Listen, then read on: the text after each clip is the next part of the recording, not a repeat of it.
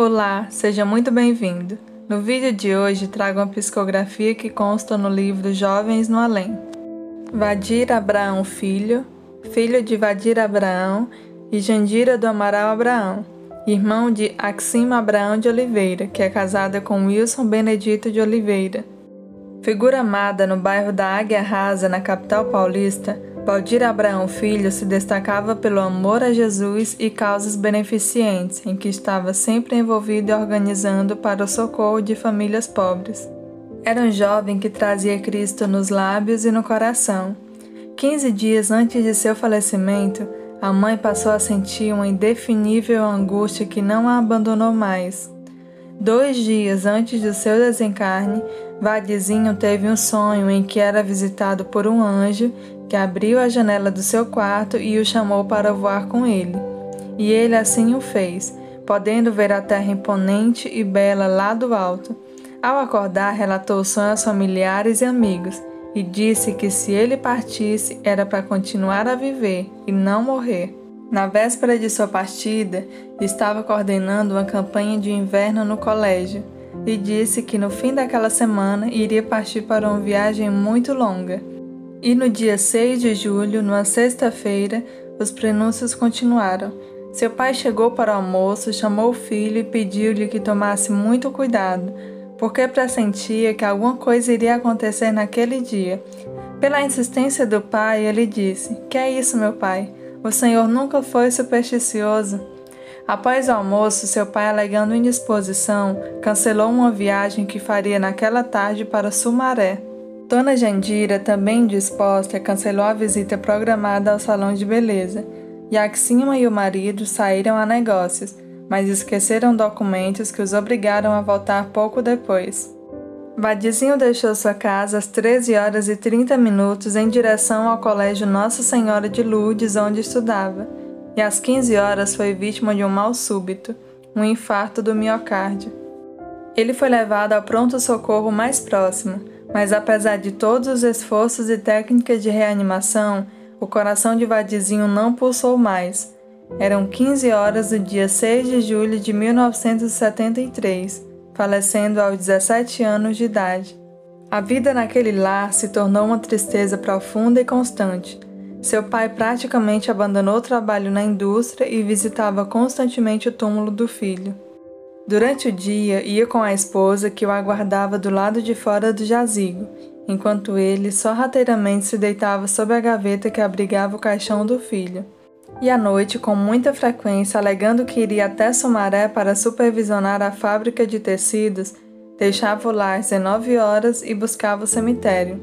Voltava a deitar-se sob a gaveta, pois supunha que o filho tinha medo de dormir sozinho naquela lápide fria. A tristeza pairava sobre o conjunto familiar, e a filha, Axima, se desdobrava em cuidados para devolver aos pais a paz de espírito enterrada com o filho. Amigos sugeriram à irmã que levasse os pais até Chico Xavier. Ela, a princípio, considerou difícil, por serem os pais católicos e sem conhecimento do espiritismo. Foi quando Chico Xavier visitou o Centro Espírita Perseverança, que fica próximo à cidade que eles moravam, e Axima convidou o pai para conhecer o Chico naquela oportunidade. Sensibilizado pela bondade de Francisco Cândido Xavier e de suas palavras atenciosas para com todos que o procuravam, o senhor Vadir se animou a ir até Uberaba, e assim o fez, 6 meses após a desencarnação do filho. Impôs como condição aos familiares que ninguém se abrisse com Chico, para que uma eventual revelação fosse realmente verdadeira. A reunião de sexta-feira estava prestes a terminar com o Chico Xavier atendendo a um grupo de pessoas que dele se despediam. Participando dessa fila, a família Abraão, que não tivera ainda a oportunidade de cumprimentá-lo. Chico começou a falar em voz alta: "Axima, Axima, Axima." Axima e os familiares se aproximaram do Chico, adiantando-se na fila, e Dona Jandira disse: "Seu Francisco, Axima é minha filha. Viemos aqui porque perdi meu filho." Até que Chico retrucou: "Não, a senhora não perdeu o filho.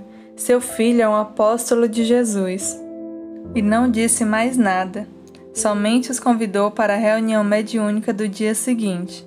E na manhã do dia seguinte, 24 de novembro de 1973, a família se completava com a volta do filho querido, que escreveu pelas mãos de Francisco Cândido Xavier uma linda mensagem de reencontro, 6 meses após a sua morte. 24 de novembro de 1973. Meu pai, querida mãezinha, não chorem mais, não morri como pensam. O que sinto é a névoa das lágrimas com que me acompanham. Lembremo-nos, é muita atividade a desenvolver. Os outros, papai. Pensemos nos outros. Procure com mamãe auxiliar os outros rapazes. Não chorem mais, eu imploro. Ainda não pude acomodar-me com o trabalho aqui. Melhoro em espírito quanto ao ânimo de que preciso para seguir adiante. Mas ouço as vozes dos meus pais queridos chamando-me em prantos. Não queiram morrer para ver-me, para encontrar-me. Esperar os desígnios de Deus, entregarmos-nos a Deus. Tudo que eu tinha era o amor de meus pais e de nossa querida Axima, com a fé viva que recebi em casa, e não posso admitir que as nossas preces de antigamente sejam hoje lágrimas de inconformação. Estou contente observando o amor com que procuram Jesus no Templo da Perseverança em Cristo, com a nossa irmã Guiomar. Também compareço às reuniões, também escuto as preleções e vou aprendendo novos ensinamentos. Desde a manhã daquela sexta-feira, 6 de julho passado, estou sentindo uma grande transformação. Antes de o coração parar em meus entendimentos com os amigos, já me via como que deslocado do mundo. Não julguem que vim para cá antes da hora, que poderiam ter evitado o que sucedeu. Meus dias no corpo terrestre não podiam ser mais extensos. Agradeço a Deus. Tudo terminou tão bem como começou, porque Deus me concede os melhores pais que eu não mereci e que poderia receber. Meu pai, aqui está comigo o vovô Abraão. Ele e eu pedimos para não chorarem mais.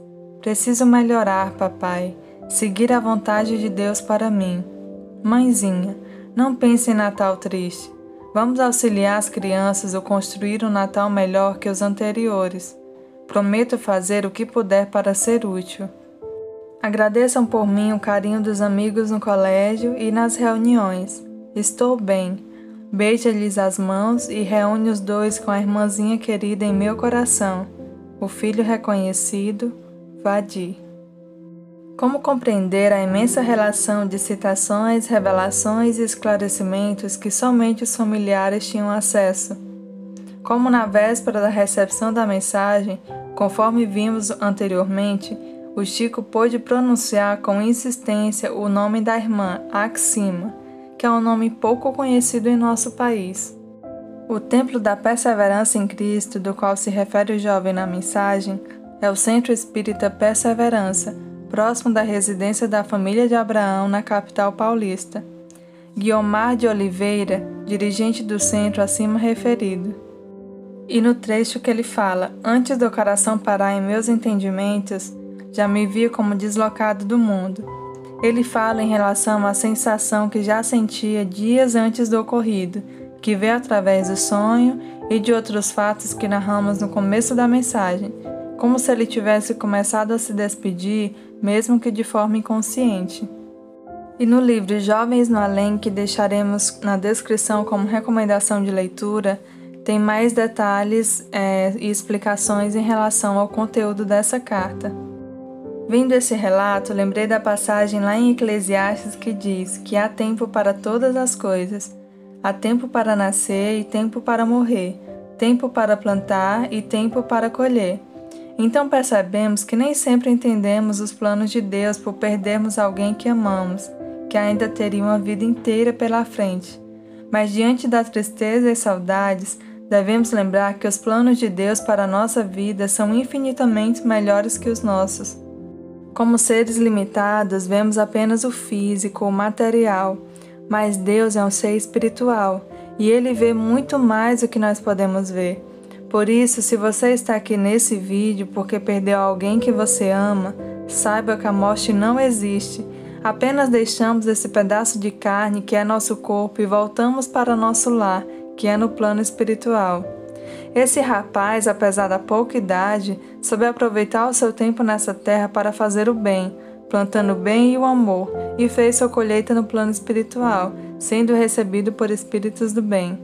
Espero que, assim como eu, você também tenha aprendido com esse jovem. Lembrando que deixamos sempre na descrição recomendações de leitura, e se você considera esse conteúdo importante, pedimos que você curta e comente para que o YouTube entregue esse conteúdo para mais pessoas. Muito obrigada. Deus abençoe a todos.